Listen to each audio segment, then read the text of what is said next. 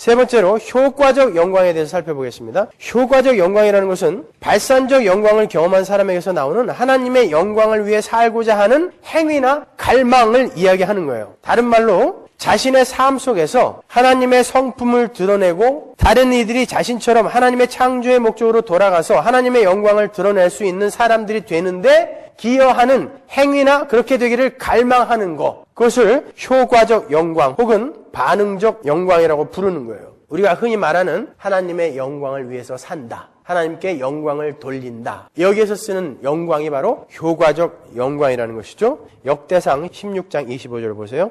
여호와는 광대하시니 극진히 찬양할 것이요 모든 신보다 경외할 것이며 만방의 모든 신은 헛것이요 여호와께서는 하늘을 지으셨음이로다. 존귀와 위엄이 그 앞에 있으며 능력과 즐거움이 그 처소에 있도다. 만방의 족속들아 영광과 권능을 여호와께 돌릴지어다. 여호와께 돌릴지어다. 여호와의 이름에 합당한 영광을 그에게 돌릴지어다. 예물을 가지고 그 앞에 들어갈지어다. 아름답고 거룩한 것으로 여호와께 경배할지어다. 그 발산적 영광을 경험한 자들에게 뭔가 반응을 요구하고 있죠. 하나님께 영광을 돌려라 그런단 말이죠. 그게 바로 효과적 영광이에요. 그게 우리에게 요구되는 삶인 것입니다, 여러분. 우리가 하나님의 영광을 위해서 살든 그렇지 않든 간에 하나님의 영광의 빛이 바래거나 더욱더 빛을 발하거나 그렇게 하는 건 아니에요. 하나님의 영광은 그 자체로 완전하며 변함없는 것이니까요. 그러나 우리 피조물들이 하나님의 영광을 다른 존재들에게 더 높이거나 낮아지게 할 수는 있는 거예요.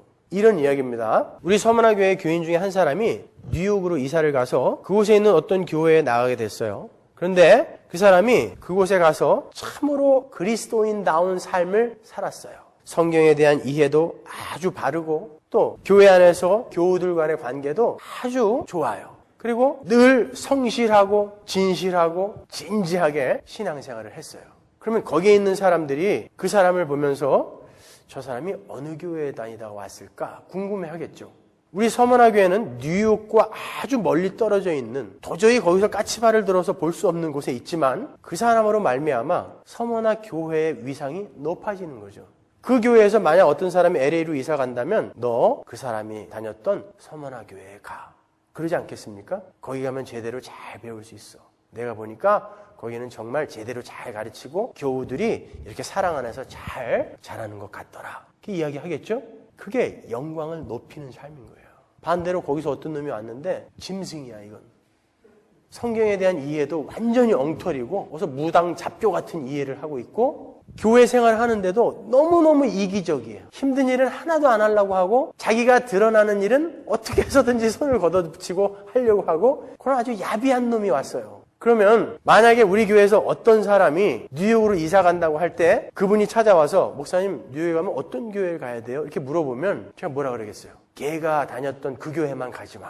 그러겠죠. 뉴욕에 있는 그 교회와 우리 서문화교회는 아주 멀리 떨어져 있는데 그 사람 하나로 말미암아 그 교회의 위상이 뚝 떨어지는 거예요. 그거예요. 우리가 진짜 하나님의 영광을 보고 하나님을 사랑한다면 우리는 그 하나님의 영광의 빛을 가리는 일을 하지 않으려고 애를 쓰게 될 거라는 것이죠.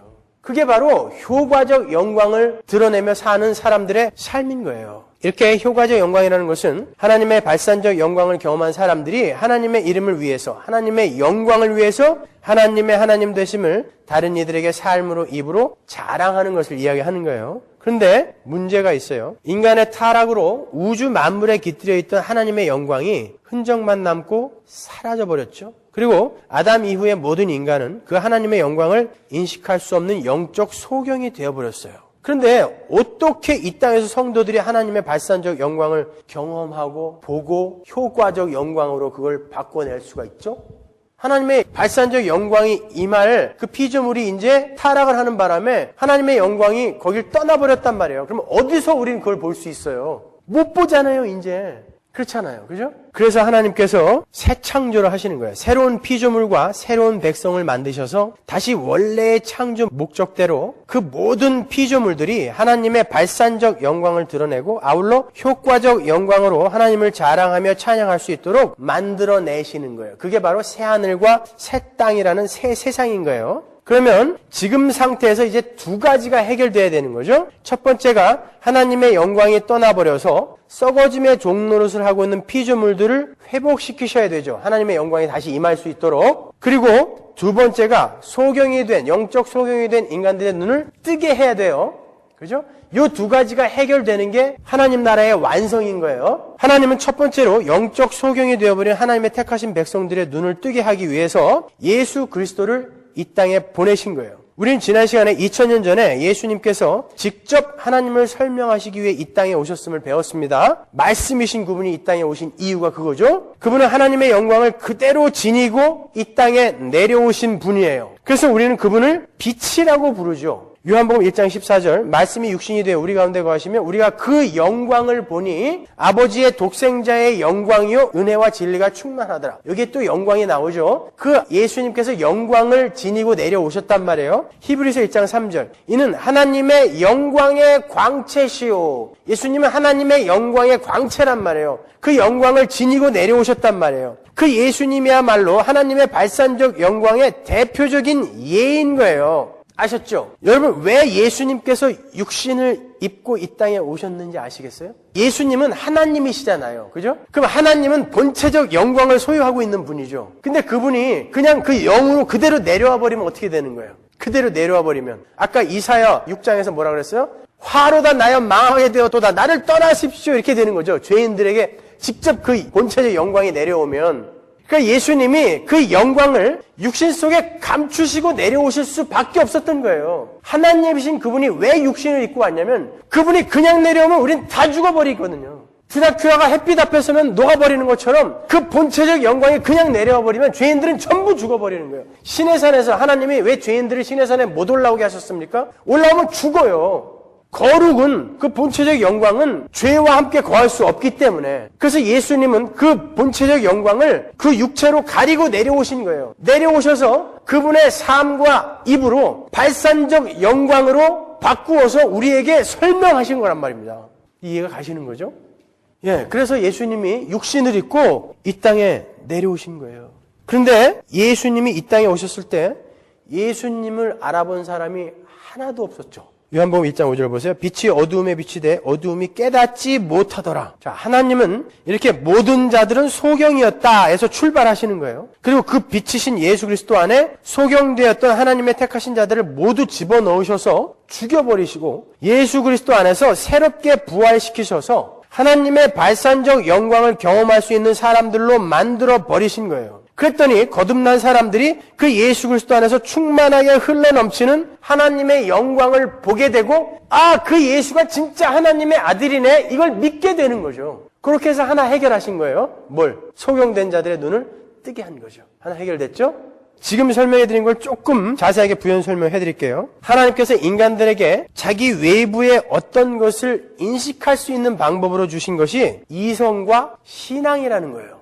하나님께서 자기 외부에 있는 어떤 것들을 이렇게 인식할 수 있게 인간에게 주신 두 가지가 있는데 그게 바로 이성, 다른 말로 지성과 신앙이라는 거예요. 사람이 자기 밖에 있는 것들을 올바로 다 인식할 수 있기 위해선 이성만 있어도 안 되고 신앙만 있어도 안 돼요. 이 이성과 신앙이 동시에 있어야 됩니다. 그래야 우리가 이해할 수 없는 것들은 이성으로 이해할 수 없는 것들은 신앙으로 이해를 할 수 있는 거예요. 우리가 볼 수 있는 거예요. 아담은 신앙이 있었어요? 없었어요? 있었다고요. 신앙이라는 게 뭐예요? 하나님을 전적으로 믿고 하나님을 전적으로 의뢰하고 그분께 나를 맡기는 게 신앙이라니까요. 그래서 하나님이 이건 선이야 라고 하는 건 무조건 예 옳습니다 라고 하게 되는 거, 그렇게 인식하게 되는 거, 그게 신앙이란 말이에요. 그 신앙으로 우리가 내 존재 밖에 있는 어떤 것들을 인식할 수 있는 거란 말입니다. 그런데 이 신앙이라는 것은 영혼과 관계된 거죠. 그죠? 영적인 존재인 하나님을 신앙하는 거니까 영혼에 관계된 거잖아요. 이성이라는 건 이 영혼의 작용으로 말미암아 발생되는 인격의 움직임, 인격의 활동, 이걸 이성이라고 하는 거예요, 우리가. 그런데 인간이 타락함으로 말미암아 인간의 영혼이 확 죽어버렸죠. 예? 그러니까 인간의 신앙은 날아가 버린 거예요, 이제. 영혼이 죽어버렸으니까. 그러니까 인간의 분별력, 판단력이, 총명이 흐려진 거죠. 성경의 말씀대로 하면. 신앙이 날아가 버렸어요. 근데 이성이라는 게 남았는데 이성도 영혼의 작용으로 말미암아 발생하는 인격의 활동이 이성이란 말이에요. 그러니까 이성도 우그러진 거죠. 마치 우리 아이가 제 안경을 가스레인지 위에다 올려놓고 안경이 이렇게 우그러진 걸 안경이 딴 게 없어서 이렇게 쓰고 나왔더니 온 세상이 우그러져 보이는 것처럼 이성이 그렇게 우그러진 거예요. 그게 죄인들의 상태인 것입니다. 그러니까 하나님께서 인간이 바른 인식을 할 수 있게 자기 존재의 외적인 것을 올바로 인식할 수 있게 만들기 위해서는 어떻게 해야 돼요? 영혼을 살려야 되죠. 그게 recreation, regeneration, 중생인 거예요. 새 창조. 그래서 예수님이 이 땅에 오셔서 죽으신 거죠. 그래갖고 우리를 새롭게 만들어낼 수밖에 없었던 거예요. 그래서 그 사람들은, 영혼이 살아난 사람들은 이제 이성까지도 올바로 세워져 가는 거예요. 그래서 그리스도인들이 막 산다는 건 이제 말이 안 되는 거예요. 신앙이 회복되고 신앙이 회복됨으로 말미암아 왜곡되었던 우그러졌던 이성이 이제 올바로 펴지기 시작했단 말입니다. 근데 여전히 똑같은 삶을 살고 있으면 어떻게 되는 거예요? 그건 있을 수 없는 일이라는 것입니다. 하나님께서 우그러진 엉덩을 펴서 바르게 닦아줬는데 여전히 우그러지게 보고 있다는 건 말이 안 되는 거잖아요. 그렇죠? 이렇게 성도들은 이제 하나님의 발산적 영광을 볼 수 있는 자들이 된 거예요. 그러면 예수님이 이미 승천해버리신 세대에 사는 성도들은 어떻게 예수 그리스도로 말미암아 충만하게 계시되었던 발산적 영광을 볼 수 있죠? 그 발산적 영광이 그대로 기록이 되어 있는 성경이죠. 예수 그리스도가 발산적 영광이고 성경은 예수 그리스도에 관해 적혀있는 책이니까 그래서 우리가 성경을 공부할 수밖에 없는 거예요.